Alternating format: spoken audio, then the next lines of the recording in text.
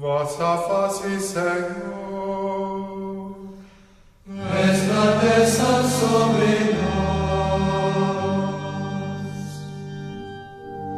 que Deus nos dê a sua graça e sua bênção, e sua face resplandeça sobre nós. Paixão de nosso Senhor Jesus Cristo, segundo Mateus. Naquele tempo, um dos 12 discípulos, chamado Judas Iscariotes, foi ter com os sumos sacerdotes e disse: Todos. Combinaram então 30 moedas de prata, e daí em diante, Judas procurava uma oportunidade para entregar Jesus. No primeiro dia da festa dos Ázimos, os discípulos aproximaram-se de Jesus e perguntaram: Onde queres que façamos os preparativos para comer a Páscoa?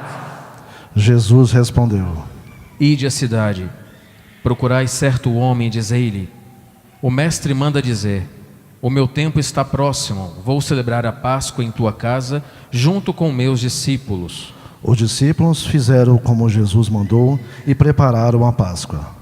Ao cair da tarde, Jesus pôs-se à mesa com os 12 discípulos. Enquanto comiam, Jesus disse: Em verdade eu vos digo, um de vós vai me trair. Eles ficaram muito tristes e um por um começaram a lhe perguntar: Senhor, será que sou eu? Jesus respondeu: Quem vai me trair é aquele que comigo põe a mão no prato. O Filho do Homem vai morrer conforme diz a Escritura a respeito dele. Contudo, ai daquele que trair o Filho do Homem. Seria melhor que nunca tivesse nascido. Então Judas, o traidor, perguntou: Mestre, serei eu? Jesus lhe respondeu. Tu o dizes. Enquanto comiam, Jesus tomou um pão e, tendo pronunciado a bênção, partiu, distribuiu aos discípulos e disse: Tomai e comei, isto é o meu corpo. Em seguida, tomou um cálice, deu graças e entregou-lhes, dizendo: Bebei dele todos, pois isto é o meu sangue, o sangue da aliança que será derramado em favor de muitos, para a remissão dos pecados. Eu vos digo, de hoje em diante não beberei deste fruto da videira, até o dia em que convosco beberei o vinho novo do reino do meu Pai. Depois de terem cantado salmos, foram para o Monte das Oliveiras. Então Jesus disse aos discípulos: Esta noite vós ficareis decepcionados por minha causa, pois assim diz a Escritura: ferirei o pastor e as ovelhas do rebanho se dispersarão. Mas depois de ressuscitar, eu irei à vossa frente para a Galileia. Disse Pedro a Jesus: Ainda que todos fiquem decepcionados por tua causa, eu jamais ficarei. Jesus lhe declarou: Em verdade eu te digo que esta noite, antes que o galo cante, tu me negarás 3 vezes. Pedro respondeu: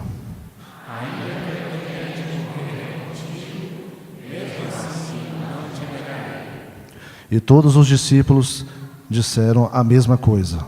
Então Jesus foi com eles a um lugar chamado Getsemane e disse: Sentai-vos aqui, enquanto eu vou até ali para rezar. Jesus levou consigo Pedro e os 2 filhos de Zebedeu e começou a ficar triste e angustiado. Então Jesus lhe disse: Minha alma está triste até a morte, ficai aqui e vigiai comigo. Jesus foi um pouco mais adiante, prostou-se com o rosto por terra e rezou: Meu Pai, se é possível, afasta-te de mim este cálice. Contudo, não seja feito como eu quero, mas sim como tu queres. Voltando para junto dos discípulos, Jesus encontrou-os dormindo e disse a Pedro: Vós não fostes capazes de fazer 1 hora de vigília comigo? Vigiai e rezai, para não cairdes em tentação, pois o espírito está pronto, mas a carne é fraca. Jesus se afastou pela 2ª vez e rezou: Meu Pai, se este cálice não pode passar sem que eu beba, seja feita a tua vontade. Ele voltou de novo e encontrou os discípulos dormindo, porque seus olhos estavam pesados de sono. Deixando-os, Jesus afastou-se e rezou pela 3ª vez, repetindo as mesmas palavras. Então voltou para junto dos discípulos e disse: Agora podeis dormir e descansar. Eis que chegou a hora e o Filho do Homem é entregue nas mãos dos pecadores. Levantai-vos, vamos, aquele que me vai trair já está chegando. Jesus ainda falava quando veio Judas, um dos 12, com uma grande multidão armada de espadas e paus. Vinham a mandado dos sumos sacerdotes e dos anciãos do povo. O traidor tinha combinado com eles um sinal, dizendo: Jesus, aquele eu desejar, prendei-o.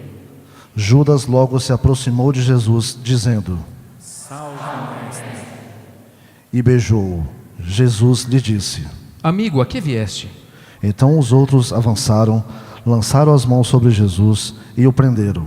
Neste momento, um dos que estavam com Jesus estendeu a mão, puxou a espada e feriu o servo do sumo sacerdote, cortando-lhe a orelha. Jesus, porém, lhe disse: Guarda a espada na bainha, pois todos os que usam a espada pela espada morrerão. Ou pensas que eu não poderia recorrer ao meu Pai e ele me mandaria logo mais de 12 legiões de anjos? Então como se cumpririam as escrituras que dizem que isso deve acontecer? E naquela hora, Jesus disse à multidão: Vós viestes com espadas e paus para me prender, como se eu fosse um assaltante. Todos os dias no templo eu me sentava para ensinar, e vós não me prendestes. Porém, tudo isso aconteceu para se cumprir o que os profetas escreveram.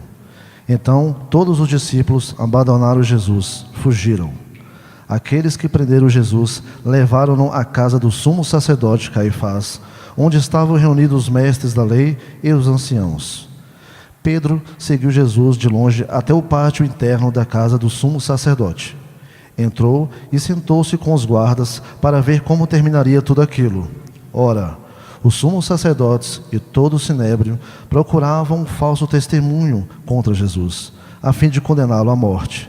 E nada encontraram, embora se apresentassem muitas falsas testemunhas. Por fim, vieram 2 testemunhas que afirmaram: Este homem declarou: posso destruir o templo de Deus e construí-lo de novo em 3 dias. Então o sumo sacerdote levantou-se e perguntou a Jesus: Nada tens a responder ao que estes testemunham contra ti? Jesus, porém, continuava calado. E o sumo sacerdote lhe disse: Eu te conjuro pelo Deus vivo, que nos digas se és Messias, filho de Deus. Jesus respondeu: Tu o dizes. Além disso, eu vos digo que de agora em diante vereis o Filho do Homem sentado à direita do Todo-Poderoso, vindo sobre as nuvens do céu. Então o sumo sacerdote rasgou suas vestes e disse: Blasfemou, que necessidade temos ainda de testemunhas, pois agora mesmo vós achais perfeito que vos parece. Responderam. É réu de morte. Então cuspiram no rosto de Jesus e o desbelharam. Outros lhe deram bordoadas, dizendo: Faze-nos uma profecia, Cristo, quem foi que te bateu? Pedro estava sentado fora no pátio. Uma criada chegou perto dele e disse: Eu também estava com Jesus de Galileia. Mas ele negou diante de todos. Não sei o que tu estás dizendo. E saiu para a entrada do pátio. Então uma outra criada viu Pedro e disse aos que estavam ali: Este também estava com Jesus o Nazareno. Pedro negou outra vez, jurando. Nem conheço este homem. Pouco depois, os que estavam ali aproximaram-se de Pedro e disseram: É claro que tu também és um deles, pois o teu modo de falar te denuncia. Pedro começou a maldizer e a jurar, dizendo que não conhecia este homem. E nesse instante o galo cantou. Pedro se lembrou do que Jesus tinha dito: antes que o galo cante, tu me negarás 3 vezes. E saindo dali, chorou amargamente. De manhã cedo, todos os sumos sacerdotes e os anciãos do povo convocaram um dos conselhos contra Jesus para condená-lo à morte. Eles o amarraram, levaram-no e o entregaram a Pilatos, o governador. Então Judas, o traidor, ao ver que Jesus fora condenado, ficou arrependido e foi devolver as 30 moedas de prata aos sumos sacerdotes e aos anciãos, dizendo: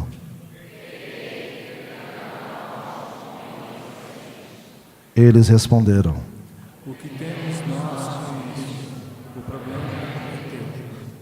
Judas jogou as moedas no santuário, saiu e foi se enforcar. Recolhendo as moedas, os sumos sacerdotes disseram: É contra a lei colocarmos um tesouro no templo, porque é preço de sangue. Então discutiram em conselho e compraram com ela o campo do oleiro, para ir fazer o cemitério dos estrangeiros.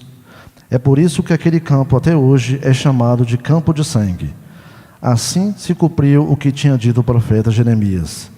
Eles pegaram as 30 moedas de prata, preço do precioso preço com que os filhos de Israel o avaliaram, e as deram em troca do campo do oleiro, conforme o Senhor me ordenou.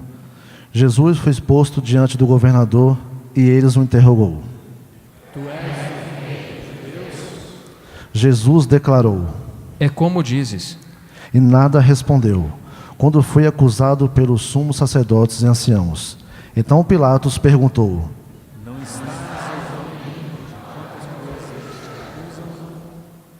Mas Jesus não respondeu uma só palavra, e o governador ficou muito impressionado. Na festa de Páscoa, o governador costumava soltar o prisioneiro que a multidão quisesse. Naquela ocasião, tinha um prisioneiro famoso chamado Barrabás. Então Pilatos perguntou à multidão reunida: Quem vós quereis que eu solte? Barrabás ou Jesus? A quem chamam de Cristo? Pilatos bem sabia que eles haviam entregado Jesus por inveja. Enquanto Pilatos estava sentado no tribunal, sua mulher mandou dizer a ele: Não te envolvas com esse justo, porque esta noite em sonho sofri muito por causa dele. Porém, os sumos sacerdotes e os anciãos convenceram as multidões para que pedirem Barrabás e que fizerem Jesus morrer. O governador tornou a perguntar. Qual dos dois quereis que eu solte? Eles gritaram. Pilatos perguntou. Que farei com Jesus que chamam de Cristo? Todos gritaram. Seja crucificado. Pilatos falou. Mas que mal ele fez? Eles, porém, gritaram com mais força. Seja crucificado. Pilatos viu que nada conseguia e que podia haver uma revolta. Então mandou trazer água, lavou as mãos diante da multidão e disse: Eu não sou responsável pelo sangue deste homem. Este é um problema vosso. O povo todo respondeu. Que o sangue dele caia sobre nós e sobre os nossos filhos. Então Pilatos soltou Barrabás, mandou flagelar Jesus e entregou-o para ser crucificado. Em seguida, os soldados de Pilatos levaram Jesus ao palácio do governador, reuniram toda a tropa em volta dele, tiraram sua roupa e o vestiram com um manto vermelho. Depois, teceram uma coroa de espinhos, puseram a coroa em sua cabeça e uma vara em sua mão direita. Então se ajoelharam diante de Jesus e zombaram, dizendo: Salve, Rei dos Judeus. Cuspiram nele. Pegando uma vara, bateram na sua cabeça. Depois de zombar dele, tiraram-lhe o manto vermelho e de novo vestiram com suas próprias roupas. Daí o levaram para crucificar. Quando saíram, encontraram um homem chamado Simão, da cidade de Cirene, e o obrigaram a carregar a cruz de Jesus. E chegaram a um lugar chamado Gólgota, que quer dizer lugar de caveira. Aí deram vinho misturado com fel para Jesus beber. Ele provou, mas não quis beber. Depois que o crucificaram, fizeram um sorteio, repartindo entre si as suas vestes. E ficaram ali sentados, montando guarda. Acima da cabeça de Jesus puseram o motivo de sua condenação.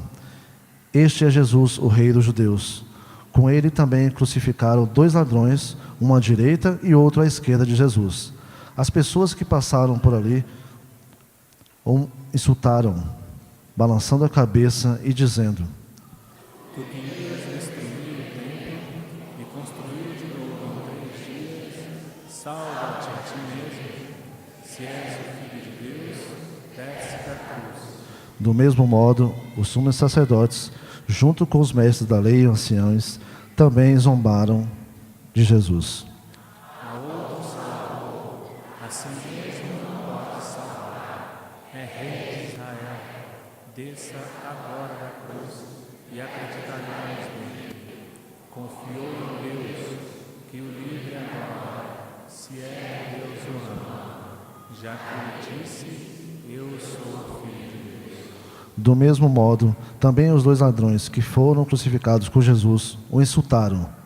Desde o meio-dia até as 3 horas da tarde, houve escuridão sobre toda a terra. Pelas 3 horas da tarde, Jesus deu um forte grito, Eli, Eli, lama sabachthani, que quer dizer: meu Deus, por que me abandonastes? Alguns dos que ali estavam, ouvindo, disseram: Ele está chamando Elias. E logo um deles, comendo, pegou uma esponja, ensopou em vinagre, colocou na ponta de uma vara e lhe deu para beber. Outros, porém, disseram: Deixe, vamos ver se Elias vem salvá-lo. Então Jesus deu outra vez um forte grito e entregou o Espírito.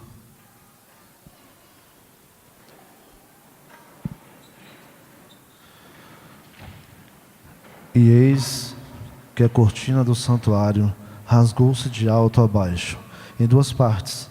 A terra tremeu e as pedras se partiram. Os túmulos se abriram e muitos corpos dos santos falecidos ressuscitaram.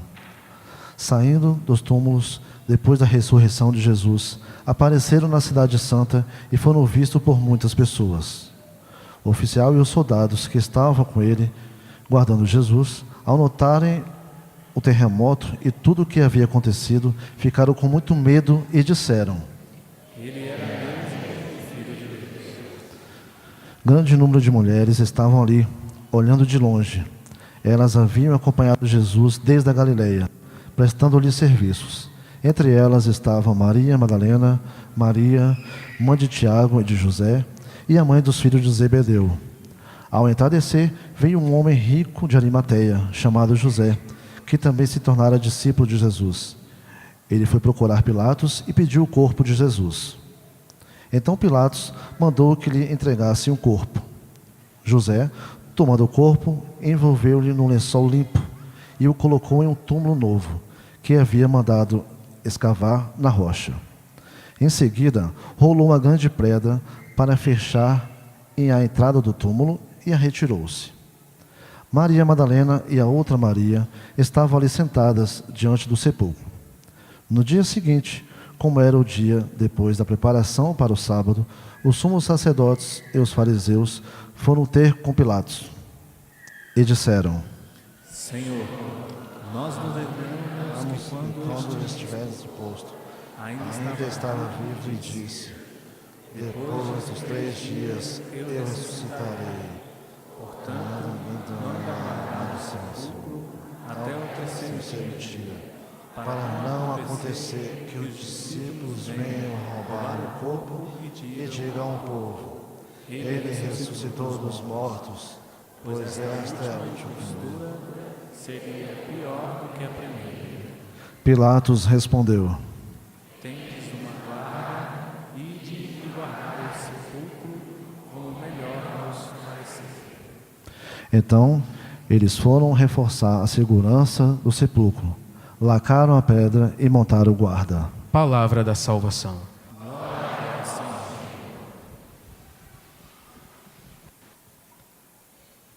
Vocês sabem qual que foi a vontade de Deus Pai para nosso Senhor Jesus Cristo?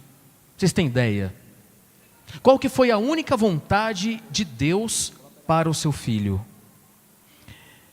Parece uma coisa não tanto quanto forte, mas a verdade é essa. A vontade do Pai para o seu Filho unigênito foi a morte no madeiro da cruz. Foi a única vontade que nosso Senhor veio fazer a este mundo a pedido do Pai. Ou seja, salvar a linhagem humana. Só que para ele passar por essa salvação que conseguiu para nós, ele teve que passar, vocês perceberam, primeiro por uma traição, segundo por insultos, blasfêmias, chicotadas, flagelação, humilhações e a pesada cruz. Então, para que ele pudesse fazer a vontade do Pai, ele passou por inúmeros sofrimentos para se chegar à salvação da alma, tua e minha. Agora vai a segunda pergunta para você. Qual que é a vontade do Pai para você hoje? Se nosso Senhor, se a Trindade Santa descesse aqui agora, e você questionasse a Trindade, Trindade, o que vocês três querem para mim? Sabe o que os três responderiam a uma só voz? Sejam santos. E para conseguir essa santidade, o que você tem feito? Nosso Senhor, para conseguir a salvação, Ele sofreu, renunciou, se humilhou, foi arrebentado. E você? Qual o sofrimento que você tem passado e tem aceitado com resignação? Qual que é a renúncia que você precisa fazer agora para ser santo? No seu matrimônio, qual que é a vontade de Deus para você no seu matrimônio com a tua esposa, com o teu esposo? Será que é quando chega no auge da discussão, um abaixa o tom de voz para não ficar pior? Para os jovens que estão aqui, qual que é a vontade de Deus para vocês? A vontade do Pai. Para os solteiros, divorciados, viúvos, crianças pré-adolescentes, o Padre, qual é a vontade do Pai? E o que eu tenho feito para seguir a vontade do Pai? Será que quando o cálice aparece para mim, eu falo assim, não quero esse cálice. Ou seja, não, Senhor, eu não quero sofrer não. Eu não quero abdicar daquilo que me faz pecar não, viu? Não, Senhor. Afasta de mim esse cálice, mas que eu faça a tua vontade. Será que nós estamos fazendo a vontade do Pai, gente? Eu vos pergunto. Desde o seu batismo até hoje, tem feito a vontade do Pai? Tem buscado uma vida santa? Vocês perceberam que nosso Senhor, nesse relato do anúncio, passou, sendo que Ele não precisaria ter passado por isso para nos salvar. Vocês sabem que só um pensamento do Pai salvaria toda a humanidade em questões de segundos. Mas Deus quis mostrar para nós que muitas vezes para salvar a nossa alma, você e eu, precisamos passar muitas vezes pelo sofrimento e a morte. Quando eu digo sofrimento, é todo tipo de sofrimento, seja o que for, uma frustração na vida, uma decepção, um apunhalar nas costas, uma humilhação, alguém que gritou mais alto que você. Todos os tipos de sofrimento está incluso nisso aí. E por que a morte? Lembra, sofrimento e morte, não é necessariamente a morte física, mas a morte para você mesmo. Quando a gente aprender a tirar os olhos de nós mesmos e lançarmos no irmão para cuidar do irmão, a gente começa a ser santo. Quantos vivem numa vida umbilical? Quantos que vivem e não querem saber do outro, é só eu sou melhor, aquele orgulho, aquela vaidade. Não, gente, o caminho não é esse para ser santo. O caminho para ser santo é ouvir a voz do Filho. Se nós tivermos que passar por sofrimentos até o último suspiro de nossa vida, que nós possamos passar, mas para que no último suspiro a gente chegue à eternidade. Quantas coisas, por exemplo, você precisa renunciar agora, ou daqui para frente, para ver a face do Pai? Quantas coisas, por exemplo, que te impedem hoje de ver o céu e de estar no céu? Muitas pessoas, sabe o que falam às vezes para a gente? Ah, padre, só quando eu vou ver a Deus, né? Quando eu morrer, eu for para o céu. Não, mas você já pode começar a ver a Deus aqui na terra, tendo uma vida santa. tendo uma vida santa.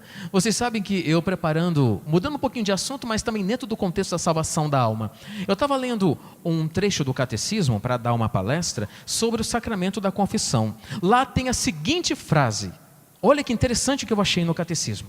Está dizendo assim mais ou menos, eu não me recordo qual é o número. Diz assim, que cada vez que nós vamos ao sacramento da penitência, nós já antecipamos o nosso julgamento para com Deus.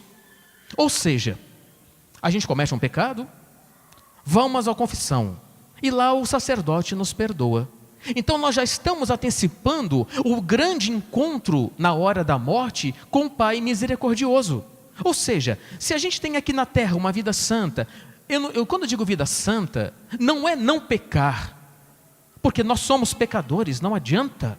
Está incrustado na nossa alma a vontade de pecar, não adianta. Nós podemos, é claro, brecar os pecados graves e mortais. Os veniais não tem como, que são os mais leves. Não tem como, isso não tem como. Agora, os mortais a gente pode brecá-los. Mesmo que a gente não consiga brecá-los, mas quando nós vamos ao sacramento da penitência, nós já estamos antecipando o nosso juízo particular com Deus. Que nosso Senhor nos ajude, a esta semana principalmente, sermos santos, para entrar hoje, na Semana Santa, santo.